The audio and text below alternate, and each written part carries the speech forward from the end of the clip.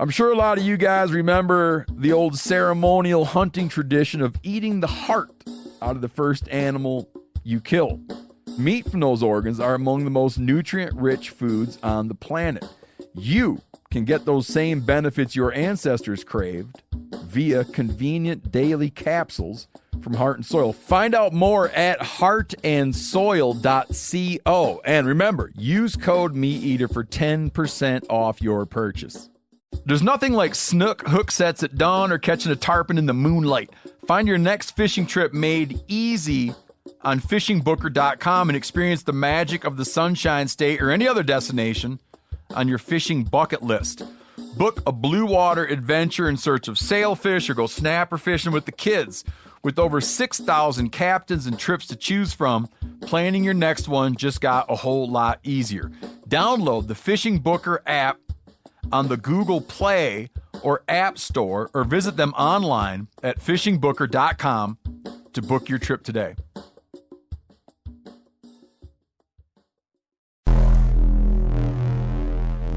Welcome to the Wired to Hunt podcast, your home for deer hunting news, stories, and strategies. And now, your host, Mark Kenyon. Welcome to the Wired to Hunt podcast. I'm your host, Mark Kenyon, and this is episode number 351. And today in the show, I'm joined by outdoor writer and author Bill Heavey for a rambling exploration of the relevance of hunting, fishing, and foraging in the year 2020 and beyond. All right, hello and welcome to the Wired to Hunt podcast brought to you by Onyx. I hope you guys are doing well and staying safe and sane and busy. Today we have got an interesting conversation for you, something a little bit different than usual and that I hope you're going to enjoy as I'm speaking with Bill Heavey. Now, most of you are probably familiar with Bill from his long-running back page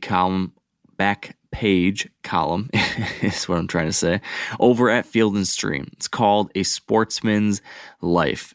These funny end-of-the-issue stories and anecdotes that Bill has just mastered. It always brings a smile to your face. He's also the author of several great books, including one titled It's Only Slow Food Until You Try to Eat It, which is one that I just recently read and which inspired me to give Bill a call.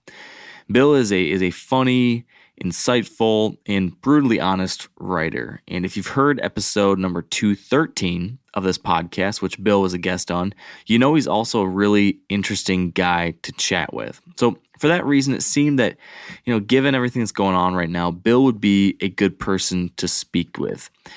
Given the current events, it seems like hunting and fishing and foraging too, these different ways of living and eating close to the land, it might have a new sense of relevance for people. And it's this set of topics that I wanted to pick Bill's brain about. So we discuss how the outdoors has helped him cope with the stress of our current times. We chat about the future of hunting, parenting children to appreciate the outdoors, foraging for wild edibles, the risks of eating goose eggs, and just a whole lot more. It's a wide-ranging and at times random conversation, and in short, it was just what I needed. So without further ado, here's my chat with the one and only Bill Heavey. All right, with me now on the line for the second time is Bill Heavey. Bill, thanks for coming back on the show. You bet. I really enjoyed our last chat, and it seems, for whatever reason, the last month and a half or so, I've found myself drawn to certain types of people or writers. Maybe I'm seeking comfort in some kind of something. I don't exactly know how to put words to it, but you are someone who I've been drawn to, at least your words. We chatted a couple of years ago on the podcast, and I told you that I read a lot of your books, but there's one of your books that I hadn't read, and that was It's Only Slow Food Until You Try to Eat It. And so I decided to actually read that one now. So I've been reading that one during this current event crisis of sorts that we're in with the coronavirus obviously sucking all the oxygen out of the room here in spring of 2020. And it got me thinking that you would be a great person to talk to. So that's why I'm really excited about this, Bill. How have you been holding up out there on the East Coast? I think about like everybody else. The drama's kind of, there was some drama to all this, in the first few weeks. It was new, and it was, this complete break with the past and the kind of life that I'd been living, and I assume most people have been living, all of a sudden got changed completely. And now, if this were a story that I was handing into an editor, it would come back with the remark, there's no dramatic arc here. Yeah. There's a very unsatisfying, kind of stasis right now where we're all just hanging out in it, waiting for, things to get better or things to get worse or whatever, whatever's going to happen next, so we can kind of keep moving. And, there's a sense of being kind of, stuck, frozen, in place, waiting for the other shoe to drop. Yeah. Yeah. I feel very similarly. Like we're in this new slow tailing out of trying to figure out what the new normal is or what's the next. I guess we don't know what normal is going to look like, but everyone's trying to sort of figure that out right now to the frustration of many, I guess. There's a whole lot of angst.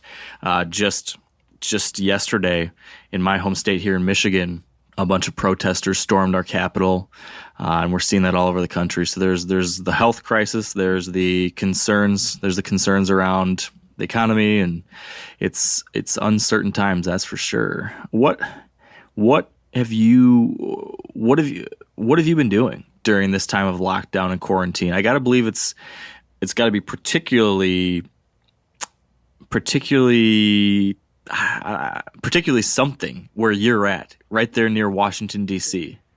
I wish it was particularly something. I'm not sure it is. What's lockdown like in D.C. area?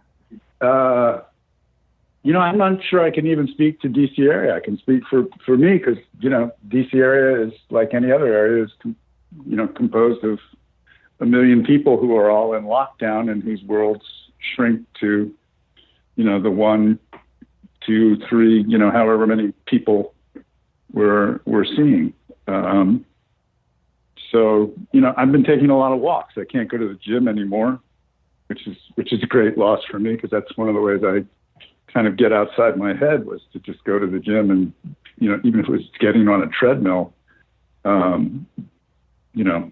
it helped me a lot. So I've been taking a lot of walks. I go to the Potomac River and walk, and I've been walking on the towpath, but there are more and more people going to those places to walk. And, sometimes some people get it, some people don't. The other day I was out on the towpath and this family is walking towards me and they're walking 4 abreast. And, for me to get 6 feet, I would have to, jump in the canal. Right. And I said, folks, this is really not cool, the social distancing. And they looked at me like I lost my mind. So some people's heads are in one place and other people's heads are in another. Yeah. It strikes me during this period, when it comes to the outdoor activities, when it comes to hunting or fishing or just taking walks, I've been wondering to myself, do those types of things that we take for granted, that we love, that are part of our life, going fishing, going turkey hunting, whatever, do those things matter less right now, given the scope of what's happening around us? Should they matter less, or the opposite? Do they matter more than ever? Do they matter more? That's what I'm wondering, in your perspective. Much more than ever, because there are outlets to help you cope with things, and so for me, they certainly matter more than ever. And it's actually a great comfort to see that the natural world, couldn't care less about this. Yeah. Everything's blooming. Flowers are coming up, trees are budding, the fish are running. And I find it really comforting that the natural world, just boogies on and doesn't really give a damn what we do. Yeah. That is reassuring in some small way. I've always found that to be something I have always appreciated about my outdoor experiences, is that they can humble you so much when you realize how small you are in the bigger scheme of things. When you go out into a wilderness and you can so tangibly feel how small you are, that for some people that's disconcerting or that is upsetting to them. But to me, it's kind of the opposite. Yeah, I find it really nourishing somehow to be reminded that I could drop dead tonight, and the sun's going to come up tomorrow, and the birds are going to sing, and the world goes on. And it's hard to explain the comfort in that, but I certainly experience it. Yeah, and it's funny you mention that, though, when you say that you could drop dead tomorrow and everything would go on. I was reading in a recent story of yours from Field and Stream, where I'll just quote what you said here, because it's related to something I think a lot of people are probably thinking about right now, which is taking inventory of your life. This whole set of circumstances, I think, has made a lot of us press pause and think about things. And so you wrote in this story, I'll quote you, you said, "I read a news story the other day that asked if, say, my lungs were to fill with fluid a week from now, would I be content with the life I've led? My response was an emphatic, not really. Then, as the writer intended, I began to worry." End quote. And tell me this, Bill.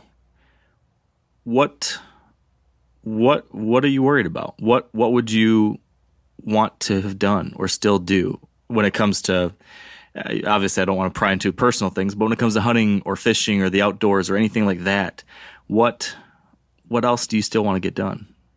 Oh, it's strange. I don't think of it in terms of accomplishing a list. I know there are guys who have these dream trips. They want to go to Alaska for caribou. They want to go elk hunting someplace. And there's nothing wrong with that. My individual head doesn't really work that way. Tomorrow I'm going out rock fishing on the Chesapeake Bay, and I'm really looking forward to it. And I just got the invitation today, so it was wonderful. So 5:30 tomorrow morning, I'm going to be, 70 miles from here, getting on a boat, and that's going to be awesome. The invitation came, and I didn't think twice. I was just like, yeah, I'm there. So I'm not quite sure how to answer your question because I think I probably misworded my question. I don't think that I necessarily. There's nothing wrong with having a bucket list. I don't think that's something that we have to get to at all. But is there? I guess what are you looking forward to? What are the things you still hope to experience? I'll just lay an example out for you. One of the things I thought about as I was just kind of writing some notes, and I was thinking to myself, what are the things I would miss out on if, say, something like that were to happen? And right now it's, gosh, I want to see my son get his first turkey. It's funny, when we talked last time, Bill, it was almost exactly two years ago, because I went and re-listened to that conversation. And during that conversation, I told you that I had a 3-month-old son. And now we're speaking again. And I have another 3-month-old son, which is interesting. But I also have a 2-year-old. So my son that was 3 months is now 2 years old. And so the joy of my lockdown period, the thing that's been keeping me excited during this time stuck at home, is that I've been able to go in our backyard with my 2-year-old and go chase turkeys. He absolutely loves turkeys. He plays with the slate call. He's so excited about it. And that's just been such a sense of, such a just a way to kind of get away from everything and see that joy. So when I think about these next outdoor experiences or anything to do with the natural world, a lot of it has to do with my kids now. I'm just kind of curious where your head's at. Yeah. My head's listening to you thinking, I want to borrow that kid. I want to have I want to have somebody to chase turkeys with who gets excited. Yeah, it's funny. My daughter has just taken hunter safety and wants to go hunting with me this fall. Wow. And that is about the most exciting thing going on the hunting and fishing horizon for me, because this is a kid who was brought up here, inside the Beltway, and her school and her mom were very anti-gun, because they had no experience with guns, and they can't. There are a lot of people out there who think, well, why would you own a gun if you didn't want to shoot people? And now she's gone to she's working on a ranch in Texas, and she's meeting all these boys and shooting guns, and seeing a different way of life, and taking to it. So she bought herself a pickup truck and took hunter safety. So that's great. Wow. I think anybody with kids, there's no greater joy than putting your child onto his first or her first, fish or whatever it is. Yeah. I was, in your book, I was reading a bit where you had been foraging, and I can't remember what exactly it was you'd found, but you had tried to feed whatever this was to your daughter, and she said something along the lines of, "No, I'm not going to eat that. I don't like nature food."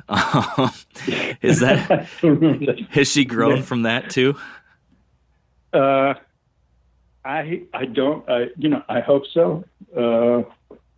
Maybe a little bit. It's really a funny line when you think about it. I don't like nature food. I like food that comes from someplace else, like the grocery store, which has nothing to do with nature. You go, if you're brought up in certain places, you just think food comes from the store, and the idea that somebody grows it and ships it, never crosses your mind. Right. It's funny though, right now, I think probably in a more stark way than ever before, people are starting to realize that, the grocery store isn't always going to have what I need. For the first time, they're going there and there's not the meat I want, or there's not the produce I want. It's strange how the ripple effects of this set of circumstances are drifting out away from the core issue. I've just been getting this sense from social media and conversations, and I'm making some assumptions too, but I think there's this new interest in self-reliance or living closer to the land. Are you sensing that? Do you think that this is going to have that kind of effect? Yeah, I mean, I'm sensing the same thing you are, that there's a part of me that just loves the idea that you can't get everything you want at the grocery store anymore, and that it's really shaking people up and making them examine, how they eat and what they eat and where it comes from and why, and the whole thing. It's this crisis. One of the things it's done is jog us all out of our complacency about a lot of different things, and one of them is, the natural world. So I think it's, there are more people growing gardens. And I just think, that's great. Do you see that change at all in you? Are you re-examining what you're doing or wanting to dive in even further? Maybe this is a two-part question. That's part B. Part A is, have you continued on with the journey that you started in that book, where you spoke to this desire to try to forage for more food, fish for more food, hunt for more food, supply more and more of your diet with your own, with your own hands? Has that changed over the subsequent, 7-8 years since you wrote that book? And then how has this changed things even further, if so? I think it's kind of deepened. It's not that I do more of it, but I really value the times when I can do that. I've been going crazy the past few weeks looking for morels, and occasionally, I had one day when I got about 45 or 50 morels, and it was nice. It was just an amazing day. I was I was hunting for morels with a young guy I met at Fletcher's, who's a fisheries biologist, and we're out and very skilled fisherman, and we're out and finding morels, and he was finding twice as many as I was for whatever reason. He said, "This is amazing, don't tell anyone this. I like finding a morel more than I do catching a fish." So I assured him that I would keep that private, and now I'm telling you. Yeah. But those kinds of things they're just so cool. It's so satisfying. So I brought morels home and made pasta sauce with them, and put them in dishes and stuff, and it's wonderful. I want to go out again. I'm actually planning on doing that tomorrow and Sunday with my family. We're going to do some morel hunting this weekend. Really? Pretty excited about that. You got morels up there? We do. I'm ashamed to admit that I've never taken them very seriously and not spent the time looking for them. But over the last year, I've decided I need to change that. So yes, I think we finally have the weather, and from what I hear, they should be starting to show up right now. So we're gonna be hitting it hard. Yeah, they can. You can get really hooked. Can you give us a pro tip? As you mentioned, you've been finding a bunch lately. Any things that it's weird. I've been going to places that people have told me about or have found them, and it is just so spooky where they are and where they aren't. I've gone to places and walked the whole day and not found a single morel, and I've gone to places where I probably didn't walk 400 yards all day and found tons of morels. So I'm light on pro tips. That's okay. Except that it's fun to look. Yeah. It's funny. Sometimes whether it's looking for mushrooms or shed hunting or probably any other kind of foraging, you need to just enjoy the act of searching. If you don't enjoy the act of searching, if you're just focused on the end result, you're probably going to be disappointed most of the time. It's totally like shed hunting, and if you need to find a shed to have a good day shed hunting, you probably shouldn't go. Yeah. And actually, one of the things I like about morels is that they're easier to find than sheds. You think so? For me, they've been. If I'd found as many sheds as I've found morels, I would be a very happy camper. Yeah, I guess you don't ever find 15 sheds all clustered together under one tree, huh?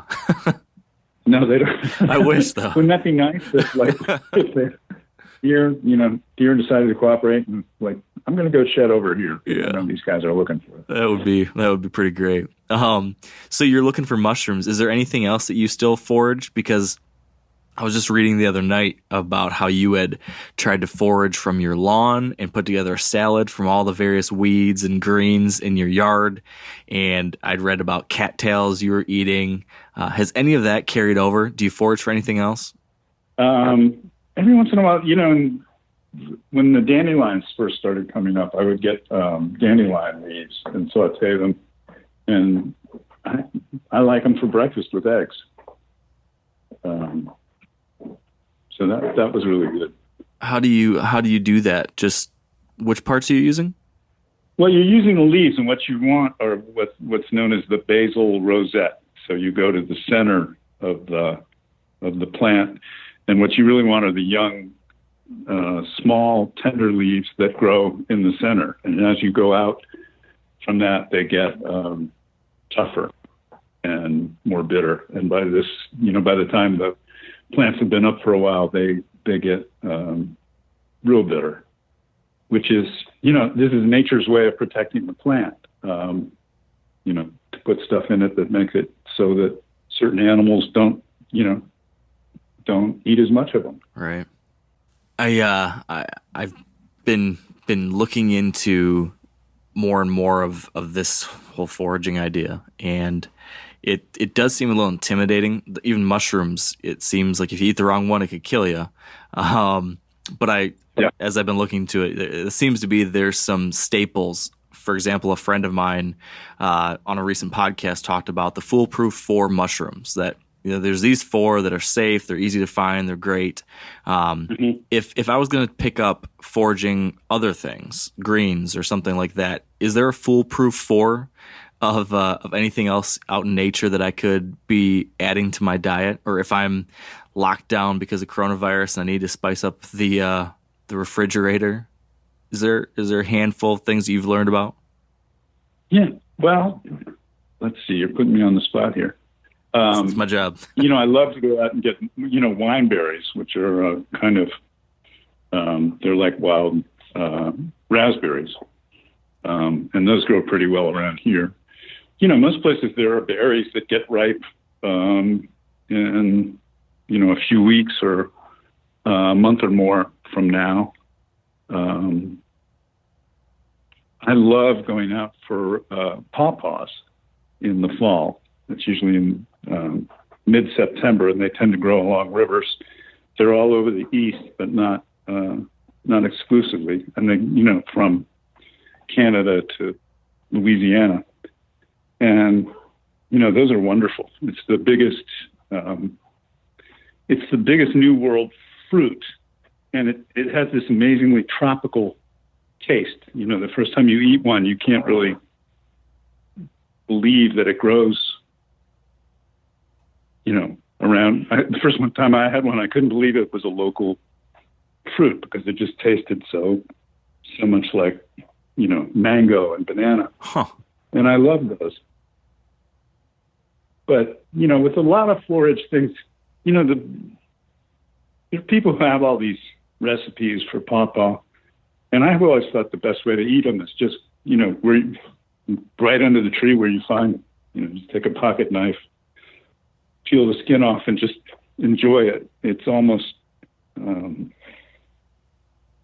it's almost like a sacrament of fall. It's just a reminder that this is a once a year thing and that the seasons are rolling, and that this moment when the pawpaws are ripe has come around again.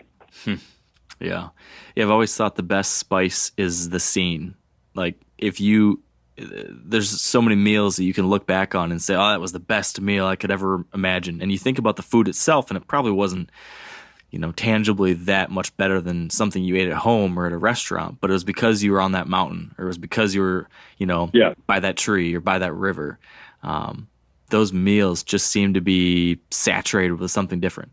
It's totally about those associations. I was once writing a piece about a family of African Americans who gathered from all over the country in Texas for a barbecue every summer. And they, they were all dispersed widely, but they'd grown up here. And the guys were taking me to this barbecue place that had these sausages, which they loved. And they just hyped these sausages up, for hours before I had one. And they were awful.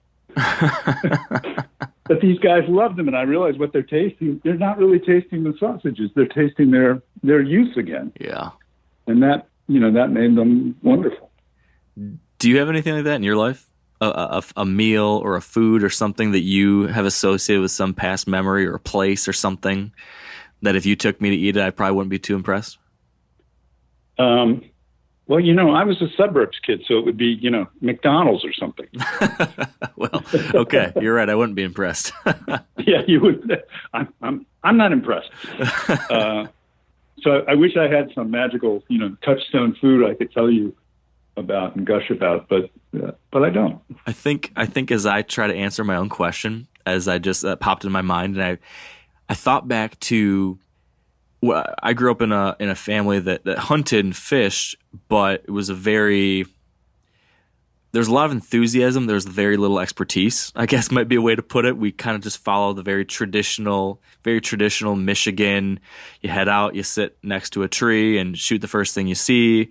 We had a little cabin up north. So great tradition. Yeah. But when it came to, for example, cooking, same thing, no expertise. The only way I ate venison growing up was my dad or grandpa would cut up pieces of venison into medallions, put it in a pan, put in sliced onions, pour a whole thing of barbecue sauce into the pan, and then you fried it up. And you fried it till those things were like hockey pucks. And that is what we ate. And I thought it was the best meal in the world. It was so good. But now looking back on it, it must have been terrible picking all those chunks of meat out of my teeth for weeks on end afterwards, because I'm sure it was horribly overcooked. But aside from that, it sounds pretty damn good. Yeah, it was the best. If you just don't overcook it, that's a pretty good meal. I was making barbecue last night from a dough shoulder that I had in the fridge, and it was good. What are your go-to comfort meals or comfort food recipes for your venison these days? I don't know if you're feeling this, but I feel like right now comfort food, things that just make me feel good, are high on my list of the types of food I want to eat right now. What would your go-to be right now?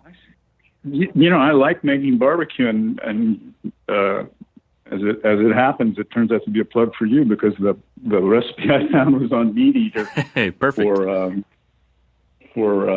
And I can't remember what it was called, so I don't know how to direct people to it. But it was cooking venison with, you made sauce with onions. Onions and vinegar were the primary ingredients in it. And you cook it down and you put it in a crock pot on low, and, come back the next day almost. But it's great. Yeah, hard to go wrong with that. Yeah. I did something kind of similar, except for I did low and slow in a smoker, and made almost like a barbecue brisket type of chopped brisket sandwich with a venison roast, and wow, that was tremendous too. That was great. Yeah. Yeah. When it comes to food, I had another story I wanted to pry out of you, Bill, that kind of looks at the opposite side of the food spectrum, which would be the appalling. And I absolutely loved the story you shared in your book about foraging for goose eggs. Oh, yeah. Can you regale us with the story of your blue goose story? I just would love to hear that again. As best I can remember, I was out. I had a couple of foraging teachers, and one was my friend Paula Smith, who I've written about extensively. And we were out looking for goose eggs along the Potomac. And she was explaining that, in high water, goose are not the brightest creatures. They nest right at the edge of the water, and sometimes the water comes up and washes their eggs away. So there's a second lay. And so we're kind of bushwhacking through this tall grass and seeing geese, and we saw one that put its head down. It wasn't running away, and she goes, that's one on the nest. Okay, we can get these. She goes, I wouldn't take these, but we're overrun in geese. I wouldn't take a duck's eggs. So we went and we got these 2 eggs, and they were big, more than twice the size of a regular egg. And she said, "No, these will be good." So I took mine home, and what did I do? I think I boiled it, or soft boiled it. And I opened it up, and it was the fetus of the goose, blue, and a little too fully formed for my taste to eat it. And I kind of flipped out, and I washed it down I washed it down the disposal and turned on the disposal and just tried to make it, like this didn't really happen. Make it disappear. Because I felt so bad about it. So it was like, this thing was never really here. And later I called Paula and I said, did you have the same experience I did? She goes, yeah. Boy, I wasn't crazy about eating that, but I ate it. You did? She goes, yeah, I took it. I had to eat it. And, oh man, I felt kind of ashamed that I was not as noble as Paula was. Yeah, I think you wrote that she hard boiled it and then sliced it up thin or something. Yeah, something like that. Oh, but it's funny though. In that, I'm recalling now what you just said is that when she told you that well, I killed it, I had to eat it. You were impressed by that set of principles she had around it, around the hunt or the kill. Do you feel like you have something similar now, or have you changed at all since those early days? Yeah. I mean, I maybe this is what happens as you get old. I feel even more a duty to make use of any animal I've killed. You're taking the life of this animal, which is, it's a momentous thing. It's, it's a godlike power, life and death. And if you kill something, and you don't use it, that seems to me just indefensible. Yeah. Yeah, it's one of those things that for me, and probably for a lot of people, especially I guess those who start as children, as a young person, I was just indoctrinated into it. This is what you do. You hunt, you kill animals, you eat them. That was just part of life. It wasn't until I think I got into my 20s that I started to self-examine, like, why do I do this, or how do I do this, and does it matter how I do this? I didn't come to my own set of ethics or principles until that point. But before, it was the thing you did. I wonder what did you discover in your own ethics? Well, I think I discovered pretty quickly that I had to set some kind of. I had to create that ethic for myself. There was what was given to me by my family. You do this, you do this, you do this. But I never really got into the why, except for there was always a sense of respect. You had to respect the animal. You definitely had to use the animal. There was always. My grandpa was always very serious that you would never shoot anything unless you were going to kill it right away, quick, clean kill, and you were going to use it. There was no shooting at something just because. He didn't like me shooting at a raccoon in the woods just because. So that was given to me, but I had to then later process it in my 20s and then figure that out and figure like what does that mean for me as an adult, and how does that influence the decisions I make, what I'm going to hunt, why I'm going to hunt, all of that. And that was 13 years ago or whatever. I'm still figuring out today. It's evolving.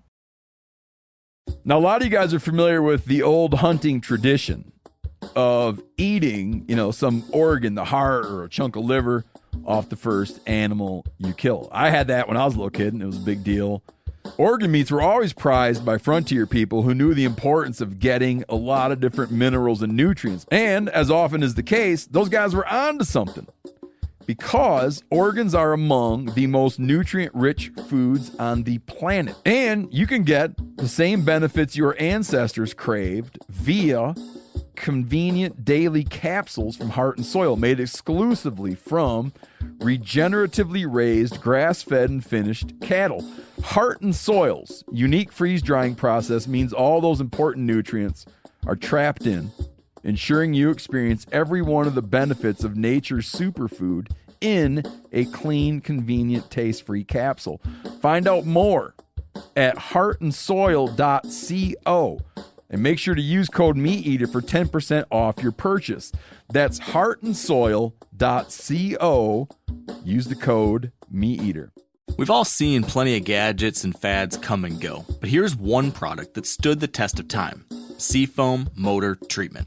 Lots of hunters and anglers know that seafoam helps engines run better and last longer. And it's really simple. When you pour it into your gas tank, seafoam cleans harmful fuel deposits that cause engine problems. I'm talking common stuff like hard starts, rough engine performance, or lost fuel economy. Seafoam is an easy way to prevent or overcome these problems. Just pour a can in your gas tank and let it do its job. Now, you probably know someone who's used a can of seafoam to get their truck or boat going again, because people everywhere rely on it to keep their trucks, boats, and small engines running the way they should the entire season. So, help your engine run better and last longer. Pick up a can of Seafoam today at your local auto parts store or visit seafoamworks.com to learn more. You came into hunting as an adult, as I understand it. Yeah. But you've been doing it for quite a long time now. How is your set of principles or your set of internal guidelines, how has that evolved? I know you still have them. You obviously do. They're deeper, you said. But what's changed? Has anything changed? I don't know how to put this exactly. As you get older, your heart gets softer. It's harder to kill things. And I've sometimes, gone out thinking I'm going meat hunting and had a shot at a deer and just not taking it. Just something in me wasn't ready to let that arrow go. And I don't think that's an uncommon experience among older hunters. You realize you're not going to be around forever. Yeah. And you see something of I don't know, maybe I see something of myself in these animals. I don't know. My grandpa, in his later years, he started just taking a video camera, and that was all he would shoot his animals with. And I thought he was crazy. I would get mad at him. Why didn't you shoot that buck? But why aren't you killing stuff? Yeah, I think I get it a little bit more now, though. I can see where he was coming from. I could see, someday maybe I'll find myself in a similar place. I'm not there yet. I'm not at the video camera stage yet. But I get it. As I understand it, you still get pretty excited about the shot. I saw a recent article about target panic. You still get the fever, huh? Yeah. Well, target panic's completely different than the hunting shakes. But yeah, it's funny.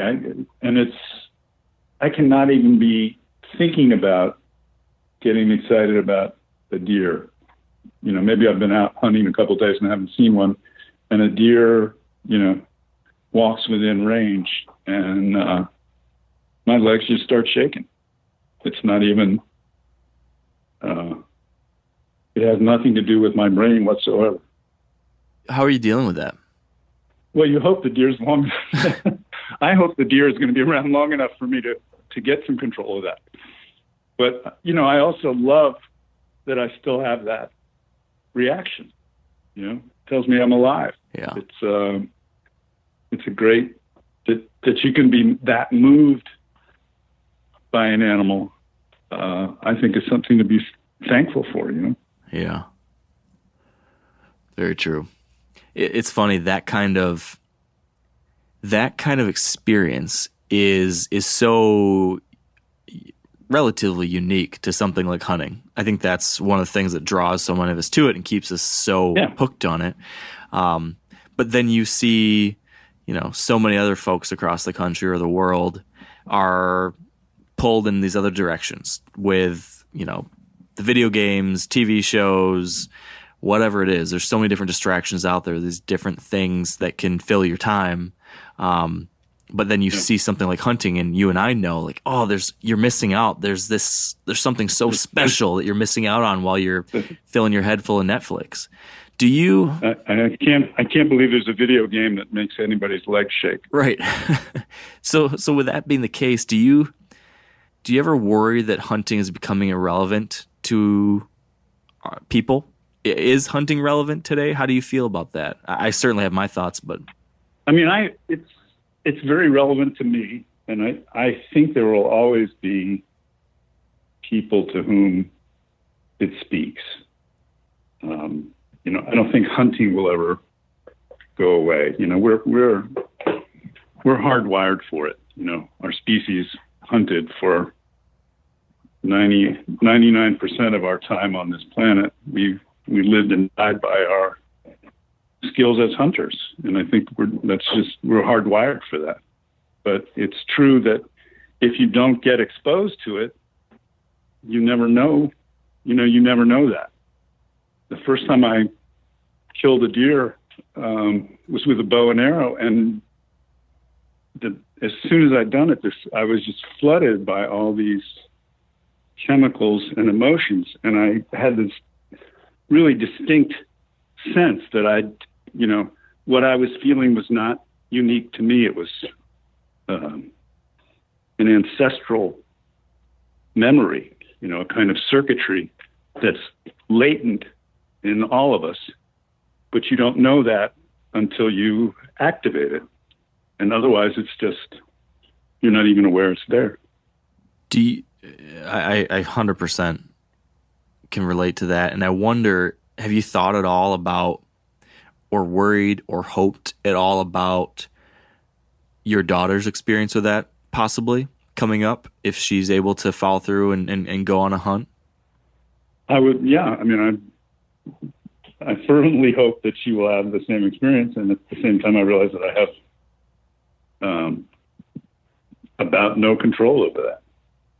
That she's going to experience what she experiences, and as a parent, you would love to be able to shape that, but that's part of being a parent is just coping with the fact that that you can't. And letting go. Is she gonna go on her first hunt with you, or is she going to do that in Texas? I think she's gonna wait and go with me. That's exciting. Is that exciting or nerve-wracking? Both, as you might imagine. So I know you said you can't control it, but let's not kid ourselves. I'm sure you are going to try to at least plan and or influence it as best as you possibly can.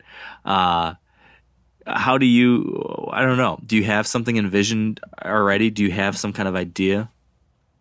I think the most powerful thing you can do is just talk. The most powerful thing I can do is just tell her what it's been like for me and what it means to me. And, turn her loose and see what her experience is. And, hope, I think kids are always listening more than we give them credit for. Even when they're telling you, they don't need you and mind your own business and let me live my life, and pushing you away just as hard as they can, they still need you and they're still listening. It's just, they're doing a really convincing job of making you think they are. Yeah, you'll get to this. Your kids are young. Yeah, I can already feel like I can see the very beginnings of it, though. Yeah, it is an interesting journey. That's for certain, and it's funny. I find myself looking forward to things like you're describing. I can't wait till I can take him out on a real hunt, until he can get hunter safety and all these things. But then I try to remind myself not to wish away today. I do try to just appreciate and enjoy the little things right now. But man, I remember I took Emma fishing once, and I had brought, a little rod for her, and set it up and, did all this stuff so she would enjoy fishing. And she cast, 3 times and said, I'm bored. I'm going to go over here. And I said, well, okay, let me fish for a little bit. And when I came over, she had made about 8 or 10 little altars. She just had gathered grasses and rocks and sticks and stuff, and she just made these amazing little altars, some little shrines or something, in the rocks, and it was kind of mind blowing because she was having her own experience and response, I think, to the river and to being out there. And it wasn't about fishing, but it was, it was primal. One of the things that it's funny as you mentioned that as I've been starting to have these experiences with my son, I find myself being conflicted with like these two sides of what I want to have happen. I want my son to have, like, for example, I want to go out, we're going on a hike. I want to go somewhere. I want to cover distance. I want to get to whatever end destination is. So there's that. But then there's the flip side, which is I also want him to enjoy his own experience, like you described, this other thing, whatever it's going to be for him. So I'm constantly struggling with like my frustration that we're not covering any distance because he wants to look at every dandelion or he wants to pick up every stick. But at the same time, I have to remind myself this is so great that he's excited about these things and that he's having fun. So I'm definitely in this new phase where I have to rewire how I get satisfaction out of things. Yeah. I went through a lot of that where I would get annoyed at my child because she was not moving at what I was sure was the right pace, and the stuff that she was interested in was not the stuff that she should really be interested in. And it was, you're dawdling while I have something to show you and it's up here. Right. And I, now that I'm older, I regret, keenly that I didn't just let her go and try to help her discover as she was discovering. And, maybe that's one of those things you only really appreciate in hindsight.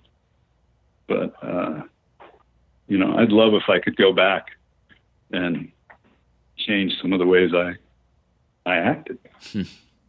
It's interesting, though, on the flip side of that. I totally I can see myself wanting to be doing what you just described. I want to try to be as patient and understanding and focusing on the enjoyment for them. That, of course, makes a lot of sense. But I've got a friend who brought another point up, which I think about sometimes. I'm not there yet with my kids. They're too young, I think. But at some point, I wonder if I want to introduce this element. And I've mentioned this on the podcast before, so listeners know what I'm getting at here. But this friend of mine had said that the outdoors is really good at teaching your kids to become comfortable with the uncomfortable and using it as this tool. Like we should, I don't want to say force, but it's okay to put them in uncomfortable, difficult situations and push them past the easy enjoyment because that's a growth opportunity. It's important that they learn to deal with being cold, not just to be dealing with being cold, but what that kind of does for someone, building that little inner toughness. And so I think about that a lot and how I might try to walk that fine line someday. Have you had any experience with that or thoughts on these outdoor experiences as personal growth tool for our children as well? I don't really. I think they're going to get what they get, and I agree with you that those experiences are great. And if the kid is enthused and engaged in what they're doing, they won't mind being a little cold or a little uncomfortable. I never had any luck trying to convince a child that it was okay that she was cold. That's a losing battle, huh? And it was just a little discomfort. And, if you stick it out this evening when you're home, you'll be glad that you did. Yeah. I never got real far with that. Yes. So far, my method has been snacks. I've been able to extend our outdoor activities with snacks. Yeah. Oh, snacks are key. Yes. I have been lucky, though. I don't know what I did right or just lucked into it that so far my son is gung-ho. He wants to go out and chase turkeys even in the pouring rain. He wanted to stay out in the woods, and he just sat on my lap and ate his Nutri-Grain bar. And every time we heard a turkey gobble, his eyes got big, and he'd say, "Turkey!" Wow. And that's wonderful. So it's been a lot of fun. The only problem is that he tries to bring that inside with him. So when our 3-month-old is taking a nap, which are so so blessed and sacred right now. He needs those naps. We need that little baby sleeping. And then my 2-year-old grabs his box call and wants to start cutting away on that. Then we have an issue. I bet you do. So that's our current struggle right now. Be careful what you create. Yeah. I know it. We joke that he's going to go into preschool or kindergarten or whatever, and that poor teacher is going to start walking through during class the various animal noises. Maybe at some point they'll bring up, well, a turkey says this, a bear says this, and I can see my son being very bossy and correcting everyone. Well, no, a female turkey will yelp like this, and an elk bugles like this, because he's already bugling on the bugling tube, and he's I don't know, he's into it. So that'd be great. That'd be a wonderful story to tell. When he gets married or something. It will be. Yeah, it will be. Now, a lot of you guys are familiar with the old hunting tradition of eating, some organ, the heart or a chunk of liver off the first animal you kill. I had that when I was a little kid, and it was a big deal. Organ meats were always prized by frontier people who knew the importance of getting a lot of different minerals and nutrients. And as often is the case, those guys were onto something, because organs are among the most nutrient-rich foods on the planet. And you can get the same benefits your ancestors craved via convenient daily capsules from Heart and Soil, made exclusively from regeneratively raised, grass-fed, and finished cattle. Heart and Soil's unique freeze-drying process means all those important nutrients are trapped in, ensuring you experience every one of the benefits of nature's superfood in a clean, convenient, taste-free capsule. Find out more at heartandsoil.co, and make sure to use code MeatEater for 10% off your purchase. That's heartandsoil.co. Use the code MeatEater. We've all seen plenty of gadgets and fads come and go, but here's one product that stood the test of time: Seafoam Motor Treatment. Lots of hunters and anglers know that Seafoam helps engines run better and last longer. And it's really simple. When you pour it into your gas tank, Seafoam cleans harmful fuel deposits that cause engine problems. I'm talking common stuff like hard starts, rough engine performance, or lost fuel economy. Seafoam is an easy way to prevent or overcome these problems. Just pour a can in your gas tank and let it do its job.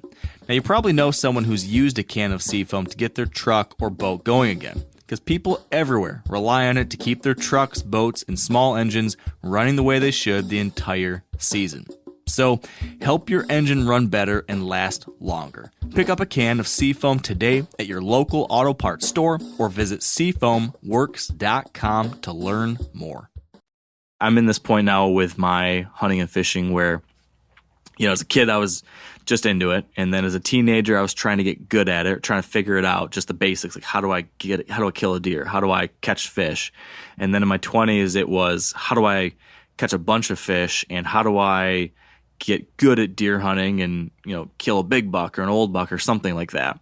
And so that's been my trajectory. Now I'm in my 30s and I've got a young family, and now I'm finding myself more and more thinking about, okay, how do I foster and create a lifestyle for my family that is centered in these outdoor places and wildlife and these things that matter to us, and how do I introduce my children to that?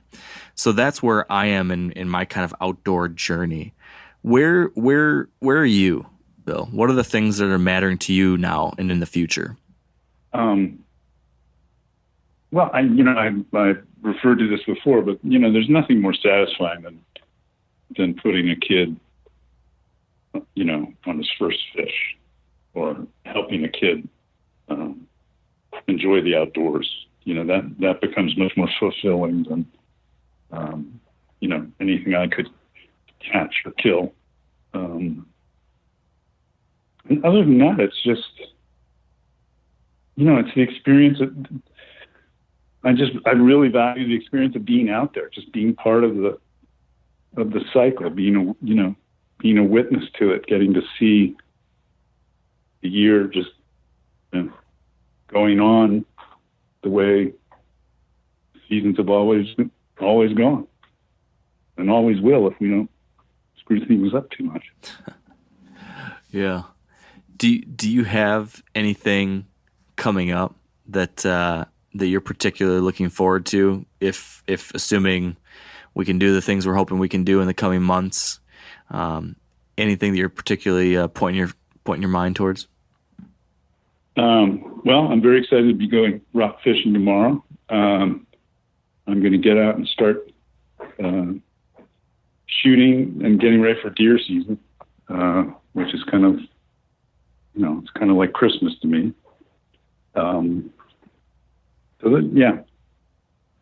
Deer's the big thing. Yeah. Are you traveling at all for deer this year, or just going to be hunting local? I think I'm going to be pretty local. Magazines are really pulling in their horns budget-wise because, this downturn is affecting everybody. Yeah. They're probably using an orange juice can microphone, right? Yeah. We're keeping it pretty basic over here too. I'm sure. What, given that we are in strange times right now, whether it be magazines pulling back budgets or people having to stay close to home, people not being able to travel for their big trips or able to go into work or whatever, a lot of people are stuck at home. So I would certainly encourage people to hunt if they can, or fish if they can, or forage if they can. But if they literally can't get out and do any of those things and they need to consume media, do you have any recommendations there? I know last time I asked you about this, you'd recommended The Bear by Faulkner. Yeah. And I just love picking the brains of other writers about books they like or documentaries that they've been moved by or anything like that. Is there anything out there right now that you can point folks towards that might be worth a little bit of their time? Yeah, I point them towards the books of Bill Heavey, which I think will really lift them up spiritually, engage them, teach them new things. And, I agree. I do agree. Yeah. Let's see. It's funny. I've read, I'm doing a review of a book by Jeremy Wade, who was the guy on river monsters and is, the extreme angler's extreme angler.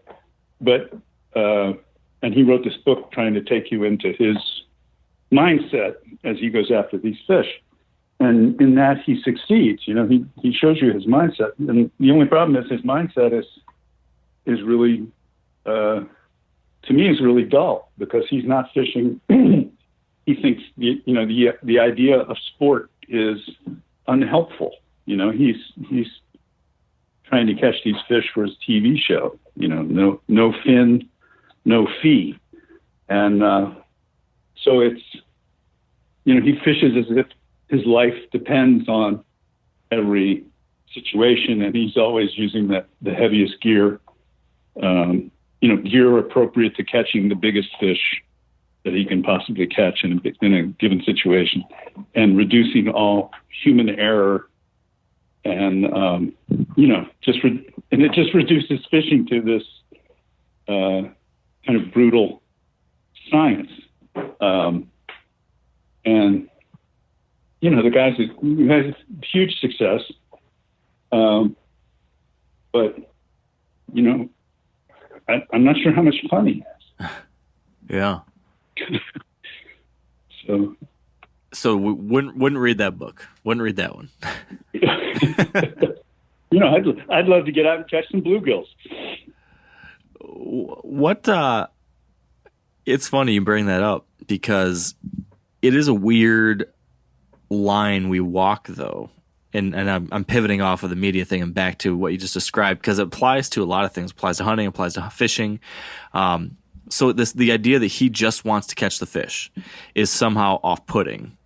But at the same time, if you didn't want to catch the fish, or if you looked at the opposite way and you said, well, I just want to play it, but I would never eat it or I just want to hunt the deer, but I don't really care about the end result, then something's gone there too, a little bit. Oh yeah. You shouldn't be hunting deer if you don't care about the end result. Right. How do you reckon with that?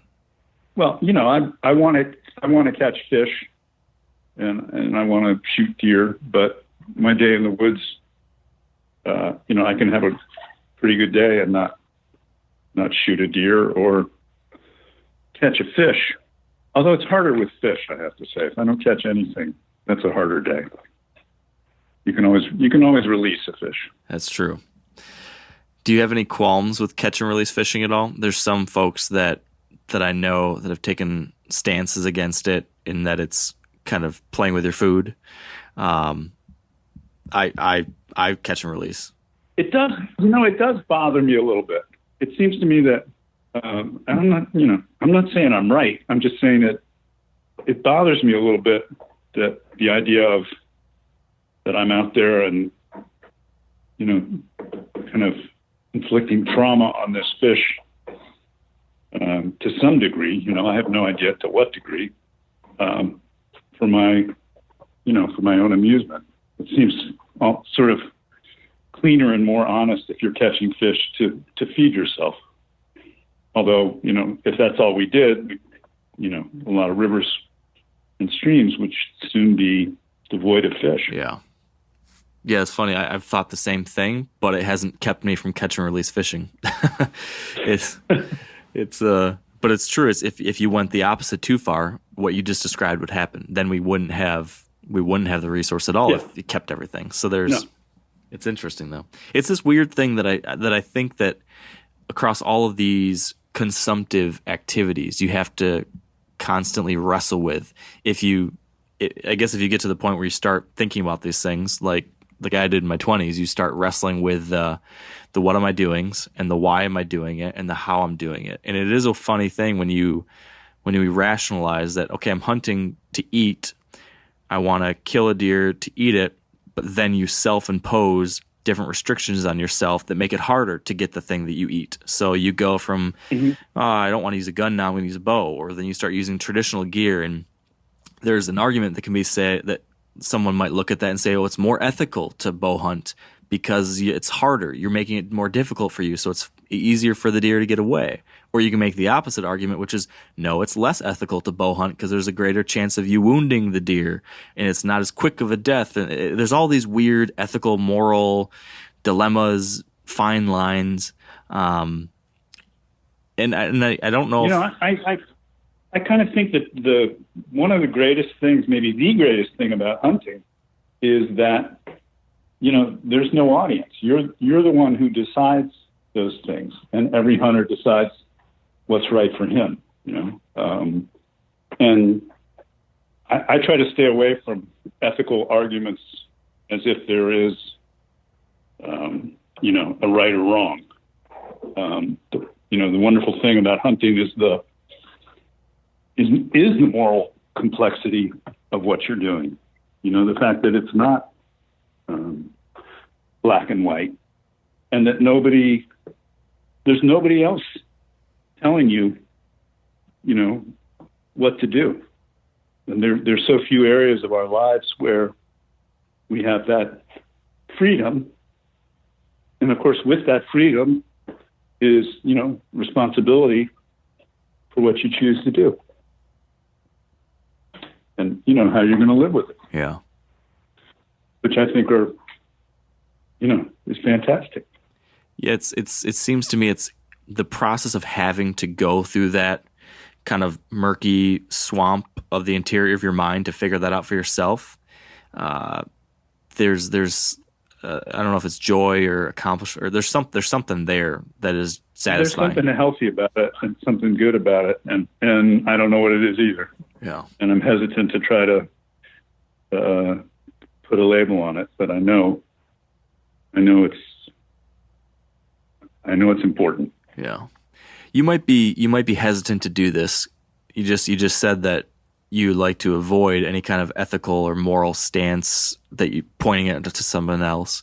But to steal a question from another podcaster that I like, if you were given a billboard along the highway there heading into DC, and this, I think this is a great final thought to end on here. If you could have a billboard for everyone to see, or if I could give you the homepage of Google and YouTube and you could plaster a great big banner ad across it for everyone to see every day, what would that message be right now for people from Bill Heavey? What would you like to see on that? Well, that's a totally unfair question. I kind of resent you asking it. And my quick answer, off the top of my head, I guess I would say, enthusiasm is more important than skill. The idea that it's about enjoying what you're doing. It's not about being the best at it. Because I think there's a sort of tyranny of we feel like we're not supposed to enjoy stuff unless we're really accomplished at it, unless we're serious about it. And I think that's just completely bass-backward. I think that's a great sentiment to be thinking about, especially during times like these when I think spend a little more time focusing on the joy you can have is more important than ever. Yeah. Absolutely. So Bill, for people that do want to take your original recommendation, which was to read up on all those Bill Heavey books, do you want to kind of read through what those book titles are, or mention anyone in particular that folks might want to take a look at right now? Where to get them? First one was if you didn't bring jerky, what did I just eat? And there was You're Not Lost If You Can Still See the Truck, followed by It's Only Slow Food Until You Try to Eat It, and Should the Tent Be Burning Like That? All great titles. And I gotta say, I don't know which. I have no idea which. Well, are you willing to tell me which book did the best, or which book did the worst? The one that I honestly don't know. I don't pay a great. I know which one did the worst, which is probably not what I should tell you. But It's Only Slow Food did the worst, I think, because they had no idea how to categorize it. Okay. Because it was a bunch of different things. Yeah, so I ask because I was assuming if you didn't bring jerky, What Did I Just Eat? I think was pretty successful. So yeah, I was thinking that maybe that the slow food one would be the answer, because it is a different format than your other books, and like you said, maybe harder to categorize. But I want to make it a personal mission of mine to try to change that. So I want everyone out there to go and check out that book, because I really have been enjoying it. I've always loved your short essays, but to see a book, because for folks that aren't familiar, all of your other books are a series of short stories and essays related to fishing, hunting, the outdoors, different things like that. But it's never been a single narrative like what you did with It's Only Slow Food. That is a narrative, a single narrative arc that takes you through your own personal journey to try to become more connected to your food and hunting and fishing and foraging and all that. And it's really good, Bill. It's a enjoyable book. I think it deserves readers more than it has. I'm sure there's been plenty of readers, but it deserves more. So I would encourage anyone out there listening. It's a great read for right now. These times we're in. I've taken. I've laughed. I've smiled. I've learned a thing or two along the way, and it's inspired me to spend more time out there looking for tasty things to pick up out of the wild and eat. So. Highly recommend all of those, but definitely check that one out right now. So, Bill, thank you. Thank you for writing. Thanks for talking with me. Thanks for your time. My pleasure. Thank you. All right, that is going to do it. Hope you enjoyed this one.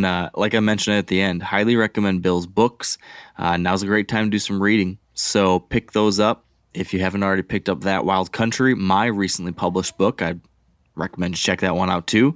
And otherwise, I just hope you have a great rest of your week. Stay healthy, stay well. Hope you can get outside and enjoy Mother Nature and some sunshine. And until next time, stay wired to hunt.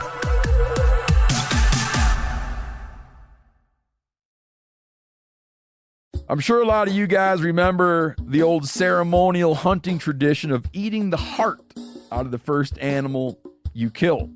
Meat from those organs are among the most nutrient-rich foods on the planet. You can get those same benefits your ancestors craved via convenient daily capsules from Heart and Soil. Find out more at heartandsoil.co. And remember, use code MeatEater for 10% off your purchase. After 3 years of work, our follow-up to the Meat Eater Fish and Game Cookbook is here. It's the Meat Eater Outdoor Cookbook, wild game recipes for the grill, smoker, campfire, and camp stove. Here is your book for everything that's best cooked or eaten outside, from grilling to open fire cooking to Dutch ovens to smokers to barbecue to backpacking meals to how to pull off the perfect fish fry, with pit stops along the way for lessons about Ice Age cooking methods and the best 5 ways to construct a cooking fire you can be proud of. And of course, we're focusing on wild game and fish here with over 100 recipes, including stuffed venison burgers 3 ways, wild duck with ahi verde sauce, a jerky made with cola, a gin and tonic made with fire-charred lemons, and grilled frog legs made with a sticky sweet sauce. This ain't your normal cookbook, so be prepared to be surprised. Get your copy now. For more info, visit themeateater.com or buy it wherever books are sold.